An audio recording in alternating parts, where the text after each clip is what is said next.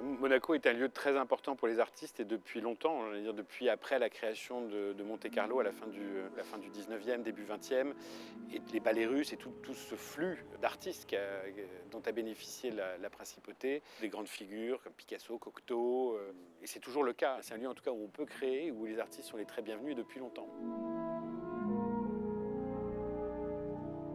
L'établissement public du musée national a été créé en 1972. C'était au début, à la Villa Saubert, la présentation d'une collection de poupées et d'automates, qui était une donation importante, d'une collection extraordinaire de poupées et d'automates. Et au début du millénaire, enfin au début du siècle, de ce siècle, le prince régnier a eu une ambition un peu plus importante de développer un musée d'art.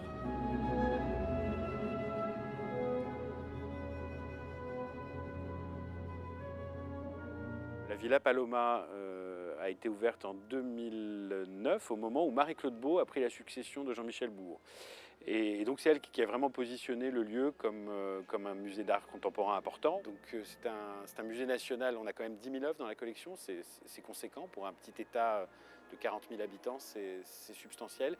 Et une collection qui est à l'image de l'histoire récente, je dirais des 150 dernières années de Monaco.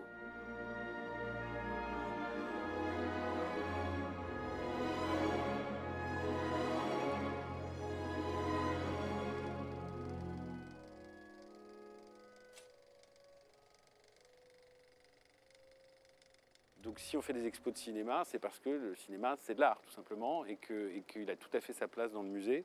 Et à plus forte raison, dans le cadre de cette exposition qui s'appelle Pasolini en clair-obscur, où il est justement question de montrer comment l'art a formé le regard et a déterminé la création chez Pasolini. Il y a plein d'axes, hein. Monaco, c'est extrêmement riche en termes de le sport, l'océanographie, l'art, le cinéma. Bon, il y a vraiment de quoi faire en termes d'actualité culturelle, sportive et autres. Et je trouvais que le travail de Barcelo au lien avec la mer avait une réelle résonance. Il a quelque chose aussi de scientifique dans son approche du vivant. Et il me semblait intéressant de pouvoir le démontrer à travers cette exposition qui est une sorte de rétrospective sous le prisme de la mer, une rétrospective de l'artiste, 40 ans de création, 80 œuvres réunies dans la Villa Paloma.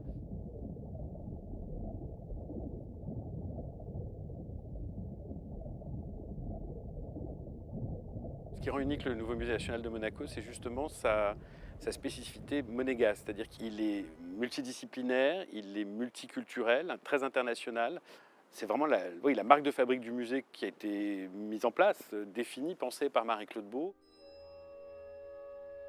C'est un musée national avec une collection éclectique et des enjeux très, très internationaux. Mais encore une fois, ancrés dans la Méditerranée. Je pense que c'est un peu ça l'identité du musée.